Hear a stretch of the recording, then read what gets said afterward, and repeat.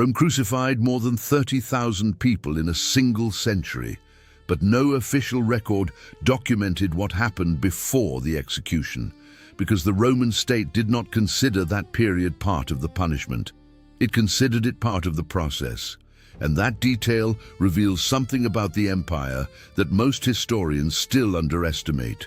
To understand what it meant to await crucifixion in Rome, you first need to understand how the Roman state viewed its enemies, not as human beings in conflict with the law, as problems of social engineering. The empire was an administrative machine on a continental scale, responsible for governing provinces that stretched from Britain to the Euphrates, from the coast of Africa to the Black Sea. To keep that system running, Rome needed a tool that no decree, no tribute, and no legion could replace on its own: fear. And crucifixion was not simply a form of execution, it was the industrial production of fear. But the most efficient fear does not begin at the cross. It begins much earlier. When you were arrested in the Roman Empire, the first shock was not physical, it was conceptual. Because in Rome, prison was not punishment. The Romans had no modern concept of incarceration as a sentence. The Latin word for prison, carcer, designated a space of temporary containment, a place where you stayed while the state decided what to do with you. Most Roman cities had some form of detention structure, but the system was not designed for comfort, nor for rehabilitation, and not even for systematized punishment. It was designed for waiting, and that waiting carried a cost that no official document needed to record. The most famous example of a Roman prison to survive to this day is the Tullianum in Rome. Also known as the Carcer Mamertinus, it was a two-level structure carved directly into the rock of the Capitoline Hill, probably built in the 7th century before the Common Era. The upper chamber measured approximately 6 meters by 3.5 meters. The lower chamber, called the Tullianum proper, lay beneath, accessible only through a circular opening in the floor of the upper chamber just over 60 centimeters in diameter. There was no ladder, you were lowered by ropes. And when the ropes rose without you, the darkness was total. 6 meters by 3.5 meters, just over 20 square meters. Ancient accounts mention that this lower chamber once held dozens of prisoners simultaneously. You did not need to calculate what that meant to understand it. You only had to imagine it. But the Tullianum was Rome's prison, the capital, and it was intended primarily for high-value prisoners of war, captured kings, enemy generals, leaders of rebellions. In the provinces, reality was different, and in many cases, even more brutal. Provincial prisons were improvised structures, adapted from warehouses, fortress basements, or simply pits dug into the ground. In the poorest provinces of the East, a prisoner awaiting trial might simply be chained to a wall in some room of the local forum, exposed to the cold of the night and the heat of the day, visible to any passerby who chose to approach. Temperature was the first enemy. Rome did not heat its prisons. In the winter months, especially in the northern provinces, temperatures inside underground cells could drop well below 10 degrees. You slept directly on the stone or packed earth floor, without straw, without a blanket, without any separation between yourself and the other prisoners. The Roman historians Sallust and Plutarch described the Tullianum as a place where the dampness, the darkness, and the stench were so intense that prisoners developed illnesses within days. Not metaphorically, within days. The moisture did not come only from the climate, it came from the bodies themselves. With no sanitary facilities of any kind, prisoners lived among their own waste. There was no sewage system, no drains, no regulated intervals for leaving the cell. The smell that visitors describe in records that have survived to the present day is consistent: putrefaction, ammonia, disease. Rats were a constant presence, especially in the lower-grade prisons, and the rats made no distinction between the dead and those who had not yet died. Food was minimal, when it existed at all. The Roman state was not legally obligated to feed a prisoner awaiting trial. In many provinces, the responsibility of providing food to the detainee fell upon the prisoner's family. If the family lived nearby and had resources, a relative could approach the bars or gate of the prison and deliver food. If the family was far away, or was poor, or had abandoned the prisoner out of fear of reprisal, which happened frequently in cases of political accusations, you went without eating until some guard, on his own initiative or for a bribe, brought something. That was not bureaucratic negligence. It was part of the mechanics of weakening, and here is the detail that most people do not consider when they think about crucifixion. You needed to arrive at the cross physically capable of being crucified. The execution process required the condemned man's body to bear the weight of its own suspension. A man completely destroyed by imprisonment was of no use to the spectacle Rome required. So, there was a calculated balance between enough suffering to break the will and enough life remaining to guarantee the public execution. Sleep was another front of destruction. The permanent darkness of the underground cells eliminated any reference to the day-night cycle. After a few days in that environment, the human biological clock begins to disintegrate. Sleep fragments into short, chaotic intervals, interrupted by the sounds of other prisoners, by the access of guards, by the movement of rats. Chronic sleep deprivation does not produce only exhaustion. It produces disorientation, difficulty thinking clearly, episodes of hallucination in more prolonged cases.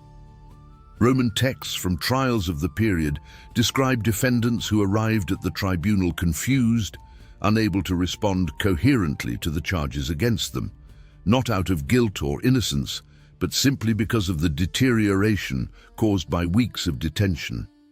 The waiting period varied enormously. For prisoners of war captured in battle, the wait could last months or even years, especially if the Senate or the commanding general wanted to display the captives in a triumph before the execution. For common criminals convicted of theft, murder, or local insurrection, the wait was generally shorter. Weeks, at most a few months. For the accused in political proceedings, the uncertainty was the worst part, because you did not know. No calendar was presented, no date was communicated. You woke every single day not knowing whether that was the last. That uncertainty was not accidental, it was a tool. The Romans understood, with the pragmatic precision that characterized their entire administrative system, that the human mind is more vulnerable to what it cannot measure than to what it can face directly. A man who knows he will die tomorrow can prepare himself.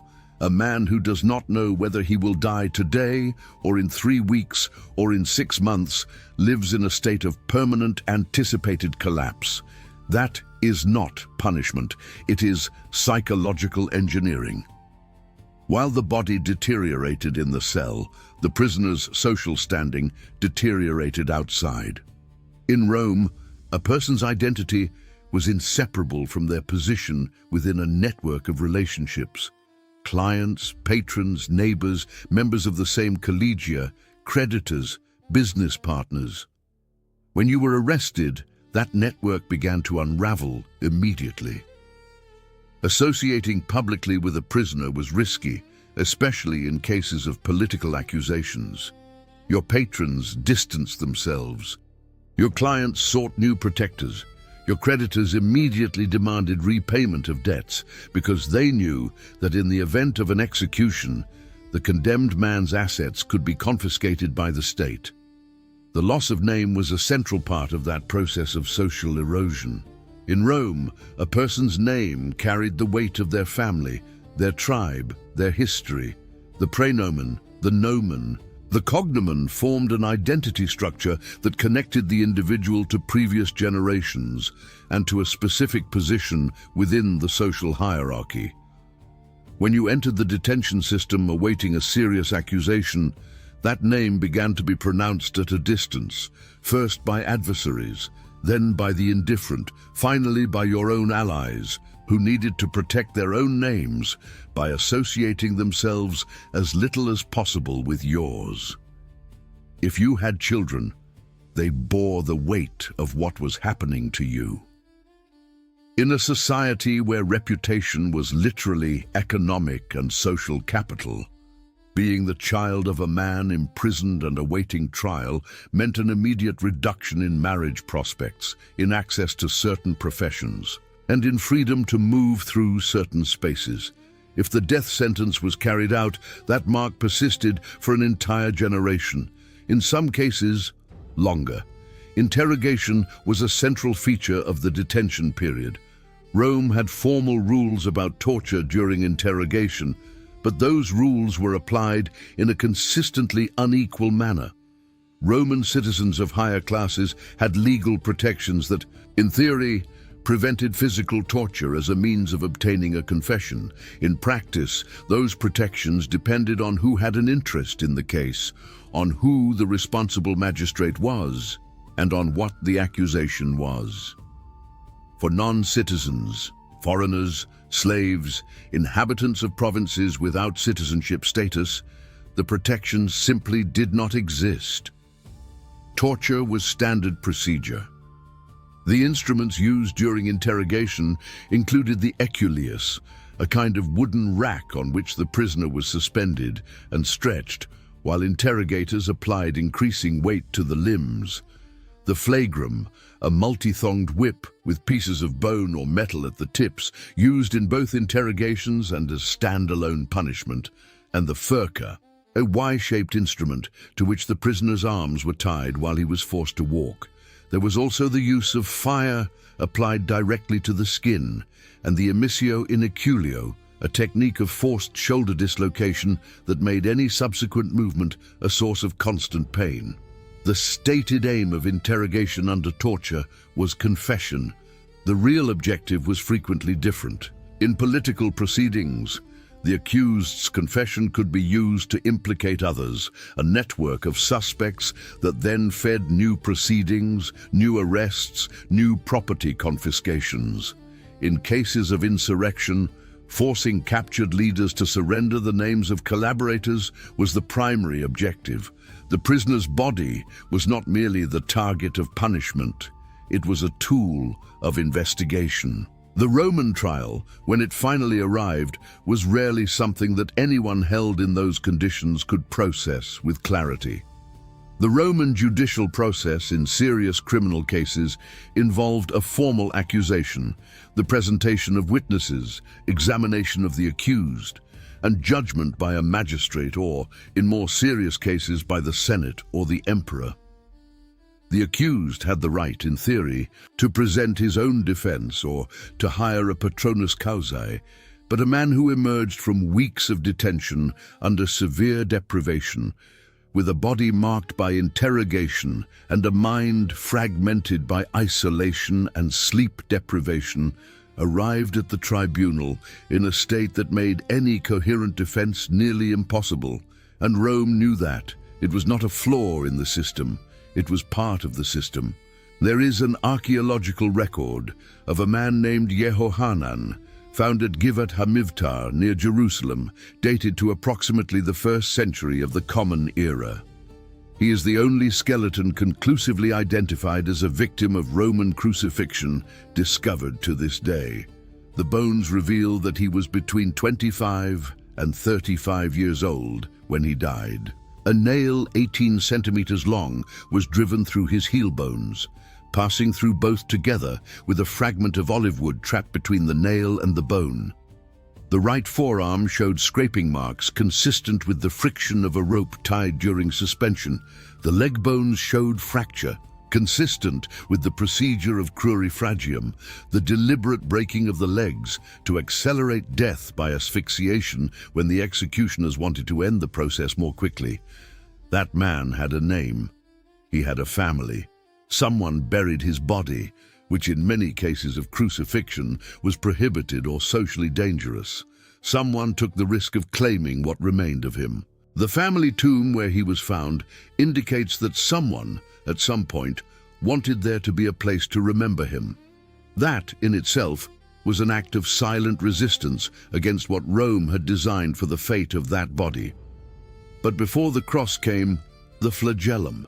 Pre-crucifixion flagellation was a standardized procedure distinct from the flagrum used in interrogations. The instrument used in execution flogging was called the flagrum taxillatum and consisted of braided leather thongs containing at their tips pieces of sheep bone, lead, and sometimes glass. The prisoner was tied to a low post called the columna so that the torso was exposed. The position forced the back to curve, stretching the skin and making each blow cut deeper. The soldiers responsible for the flagellation stood on either side and alternated blows, creating crossed patterns that tore the skin in multiple directions. There was no standardized number of blows in the Roman tradition.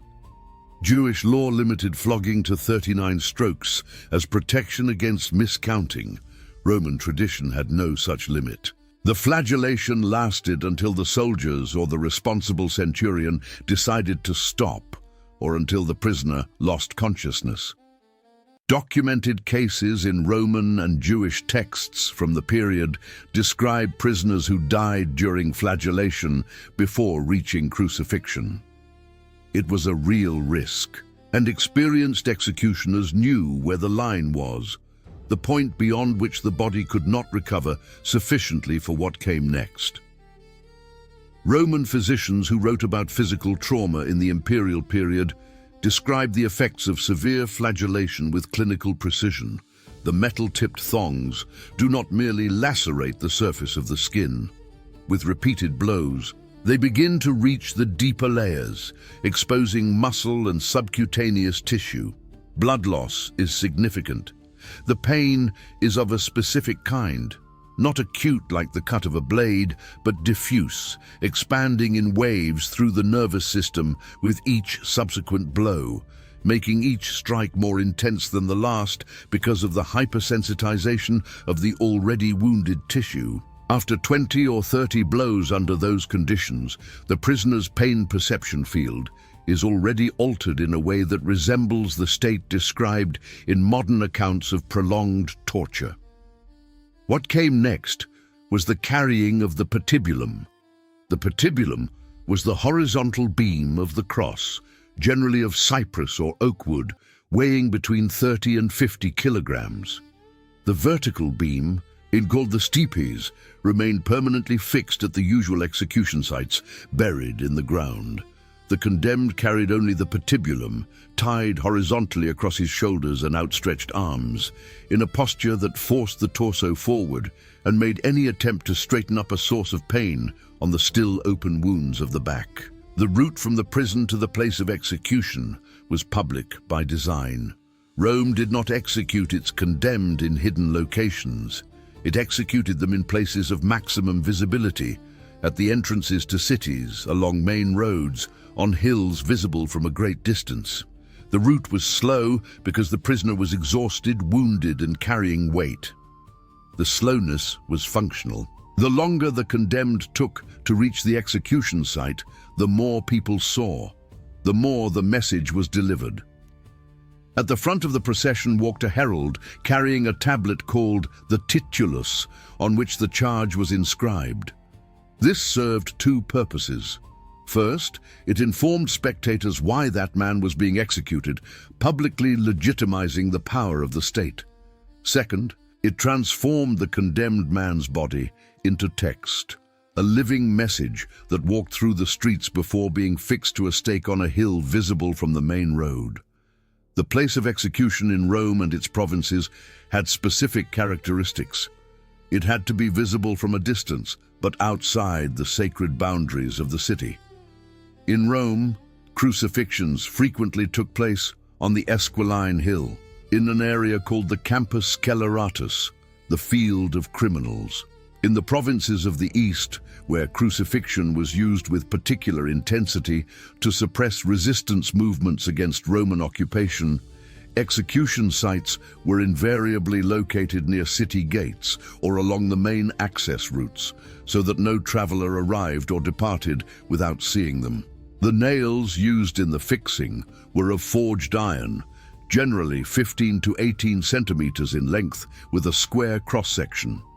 They were driven through the wrists, not through the palms of the hands, as later iconography popularized, because the palm cannot bear the weight of a suspended body. The wrists, at the junction of the radius and ulnar bones, supported suspension without tearing through. One nail was generally sufficient for both legs, passing laterally through the heel bones, with a small block of wood between the nail and the bone to distribute the pressure. Death by crucifixion was caused by progressive asphyxiation.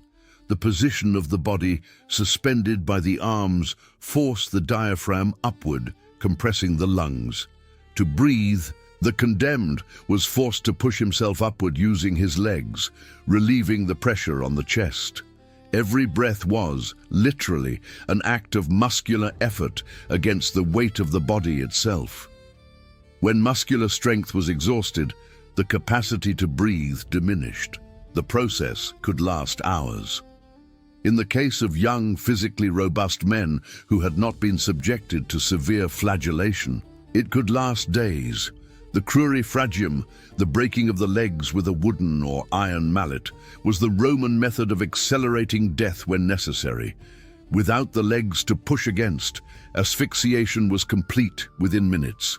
It was used when Rome wanted to end an execution before sunset, or when other prisoners were waiting for the same instrument, or simply when the soldiers wanted to finish their shift.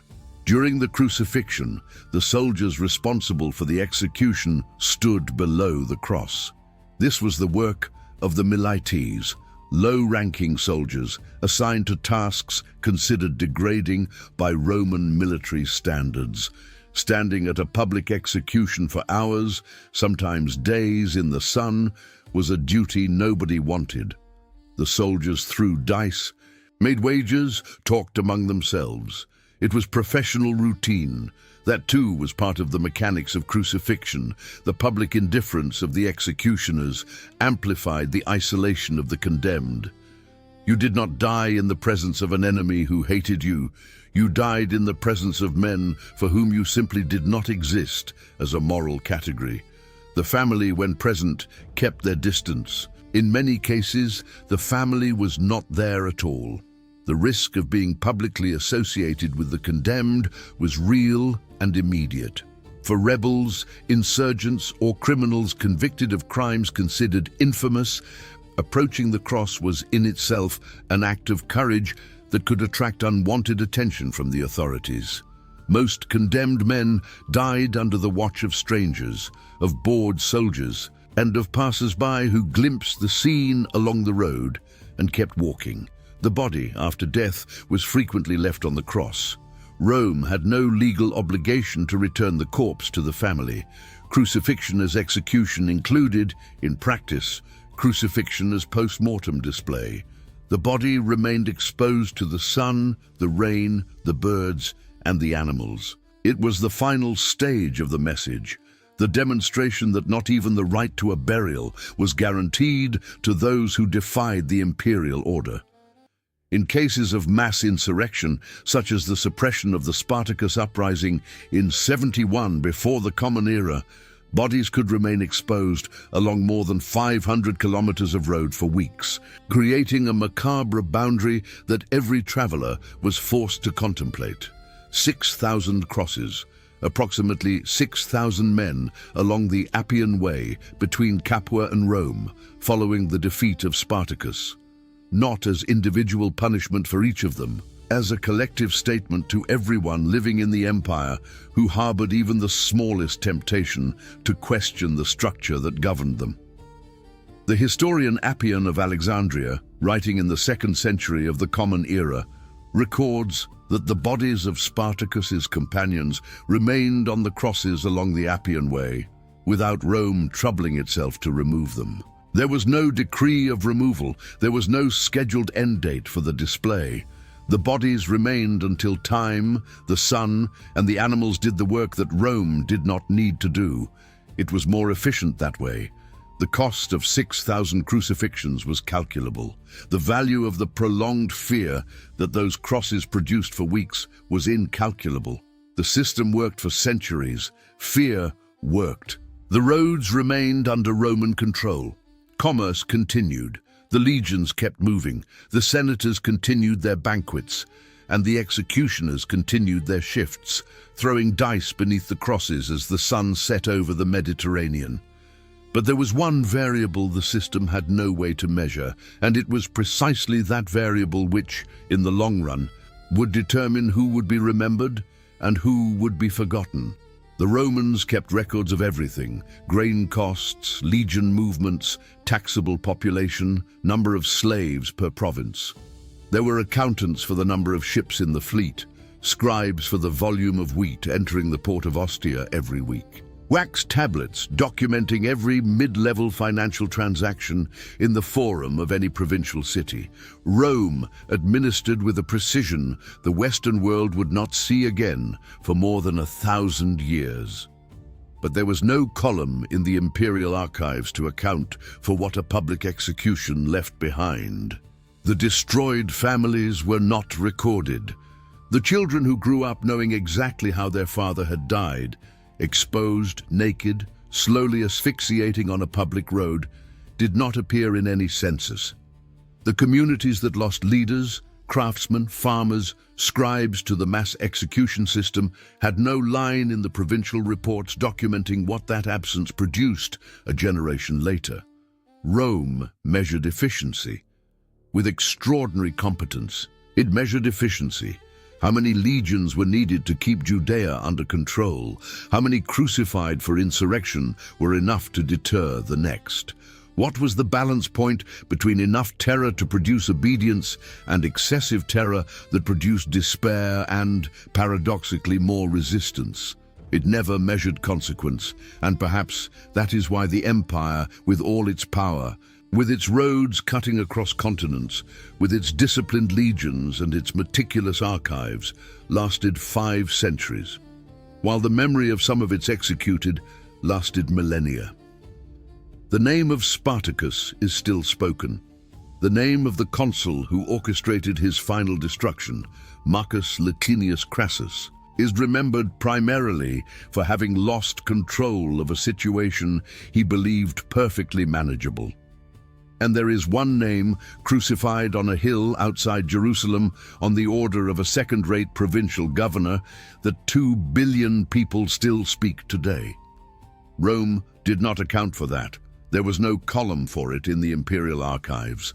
But the result is everywhere.